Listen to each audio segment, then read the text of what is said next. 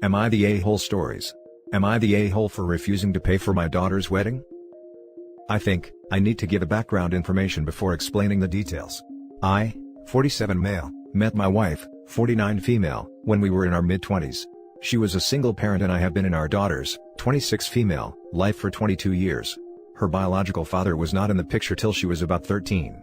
He had been an addict and he cleaned up his life, but my wife waited till he was sober for more than a year before trusting him enough to meet his daughter. My daughter grew distant from me, and we took some time to adjust the dynamics of our relationship. We did a lot of family therapy. She adores her father, they both are charming, sporty and outgoing people, while I am more of an introvert and bookish in my interests. We still had a great relationship, but I went from being her sole father figure to being just her stepdad.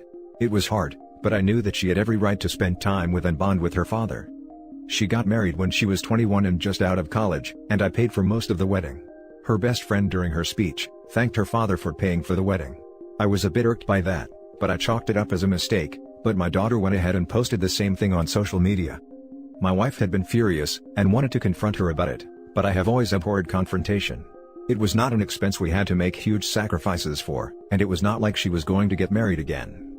Her marriage fell apart in just a year.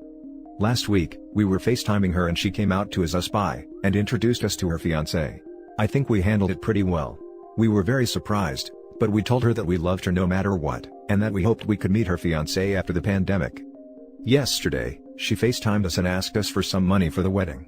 We still feel a bit wounded about what happened during the last wedding, and refused to fund this one. She went really quiet, and then started shouting at us for being homophobic, and not recognizing that what she had with her girlfriend was real. She then started crying and cut the call. We tried calling her back, but she rejected our calls. I really can understand how difficult it is to come out. I am bisexual too. I have only come out to my wife 10 years into our marriage. I knew my parents were never going to accept me if I came out. And even though we had a good relationship till they passed away, it gnawed at me that if I had fallen in love with a man, they would have disowned me. It is a corrosive feeling and it makes you second-guess everything. I think she has similar worries about her father, who is a bit more religious, and comes from a very religious background. I feel we have stepped on a landmine, and when we refuse to pay for the wedding and by refusing to get on it, she will forever question if we support her by holding a petty grudge. Now for the top comments. Not the a-hole. You paid for one already. Her orientation isn't part of the equation. Her lack of graciousness towards you is. Don't allow your guilt over your own sexuality and family drama weigh on the actual issue. She got a wedding to whomever she wanted, and she snubbed you afterwards. Even if she hadn't, it's a huge social ask to foot a second wedding for a child. While that is true, I think the orientation does throw a bit of different dimension into this. It could feel to her that this is about orientation, so I would make a big effort to show that is not the case. Not the a-hole. No parent has to pay for 2 weddings. But I would suggest you bend over backwards to welcome the fiancé and give a nice engagement gift. Not the a-hole. You and your wife should write her a message/letter. Telling her that you love her and that you're happy for her. That your decision to not fund the wedding has nothing to do with the gender of her fiancé. But explain that you paid for the last wedding, and that your feelings was hurt by her actions.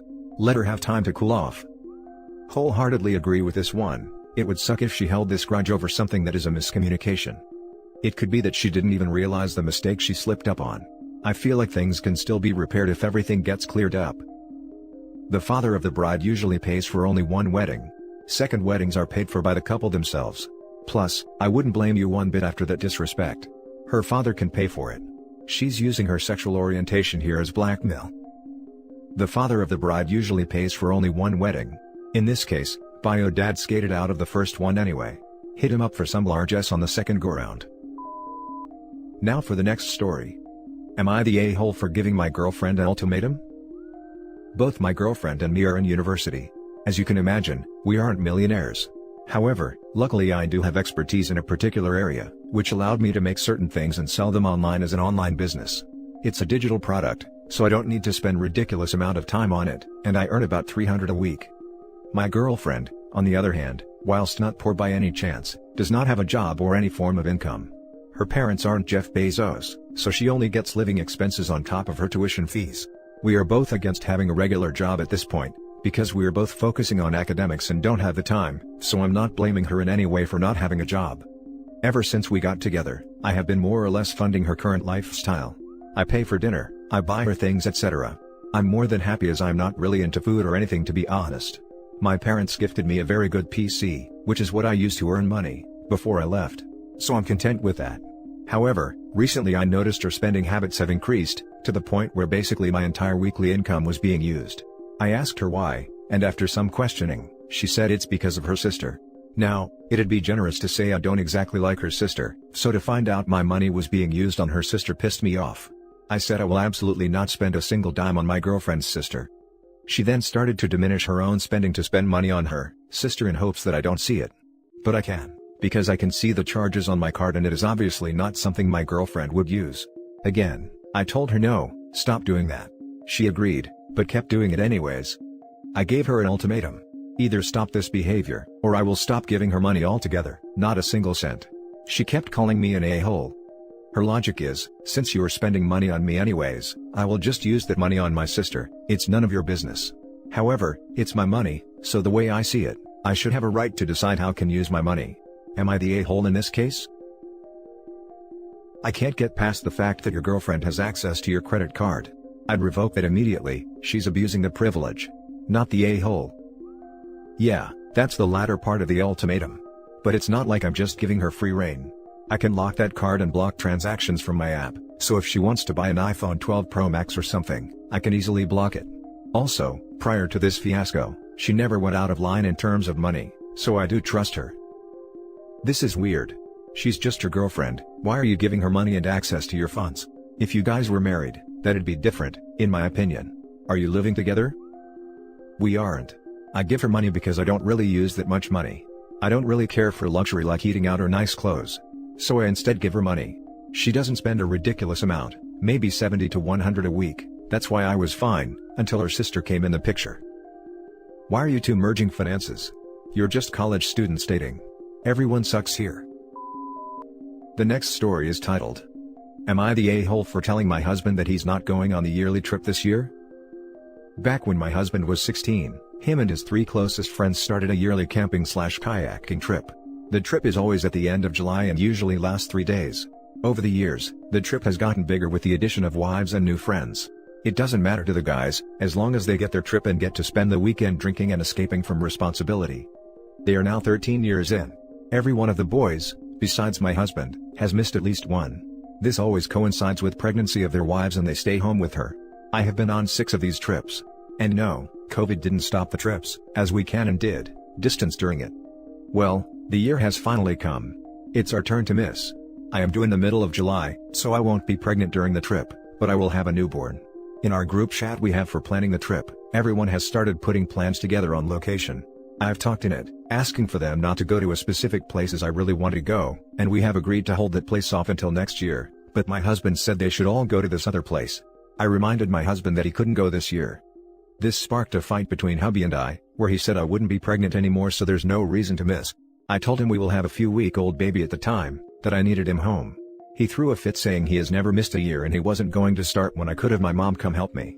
I called him an A and told him he wasn't going this year. We ended the argument in a we will see. I'm now getting crap from his family, and one of his friends saying I can tell him he can't go. And that I'm being a needy witch. 2 of his friends are with me on this, saying he needs to step up because this won't be the only thing he will miss being a parent. Am I the a-hole? Now for the top comments. Not the a-hole. They're all the a-hole for thinking it's okay to leave you alone with a newborn. What if OP needs an emergency C-section, or there are any other complications? Knock on wood there aren't. Besides, isn't bonding with a new baby sort of a thing? Not the a-hole. I'd love to understand the logic behind calling you needy. You will have just given birth to new life. Of course you will need help. His family and his friend all need to get their head out of their butts. Are they going to help you instead? Because if not, they all need to shut up and mind their own business. You even stated that friends over the years have missed because of kids. If this is how your husband is reacting to you birthing his child, he needs to get his priorities straight. Not the a-hole. Not even that she will need help, it is 50% his child, and he holds just as much responsibility for caring for their newborn baby. Shoot, why doesn't OP let him know she'll be going on the trip and leaving him home alone with their newborn baby, that is just as much his baby as it is hers? Obviously that is ridiculous, about as ridiculous as him wanting to leave OP when she will likely have a newborn, or possibly be about to have one, but maybe that would put it a little more in perspective. I roll. Not the a-hole, but why did you decide to have a child with this man? He clearly doesn't want to be a father and is not ready to be one. This is his kid and yours, not yours and your mother's. And what if something went wrong during labor and you couldn't take care of the child / still be in hospital?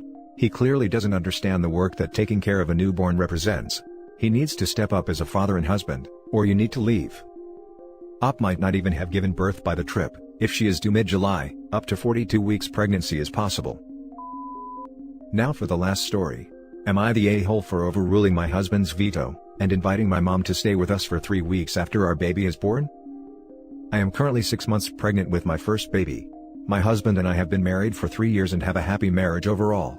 With our baby coming in about 3.5 months, we're both nervous and excited, as any new parents would be. We're reading books, watching YouTube videos, just trying to get an idea of what to do, because the most experience we have is holding / playing with babies for about 10 minutes at a time lol, and then handing them back to their parents when they cry. The part I'm most nervous about is how awful the first month or so is going to be. My doctor says that I am likely to be a scheduled C-section, because of some health issues. I can't even begin to imagine how rough it is going to be, recovering from a major surgery, recovering from labor / delivery, sleepless nights with a crying newborn, changing diapers, breastfeeding, pumping, hormones all over the place, etc. All for the very first time.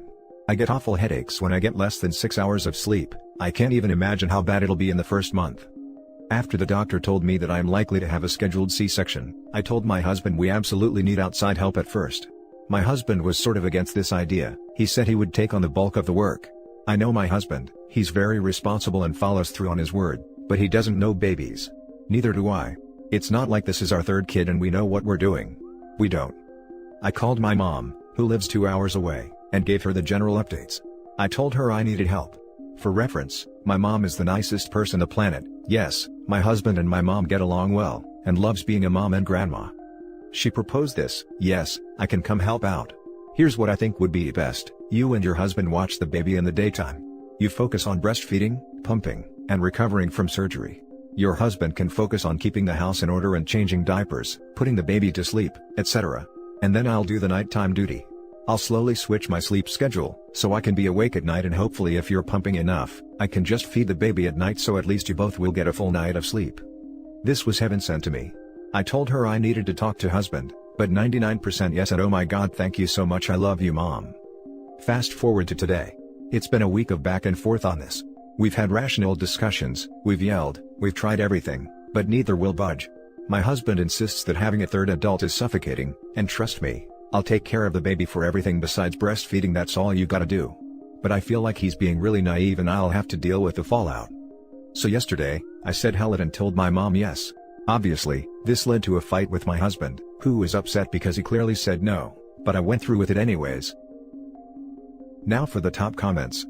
This is your and your husband's child, you don't get to just decide he doesn't get a say. You're the a-hole. Apparently, everyone overlooked the fact that the husband has a job. She's going to be alone while he's at work. She gets to decide she needs help, he doesn't get to decide that she doesn't need help.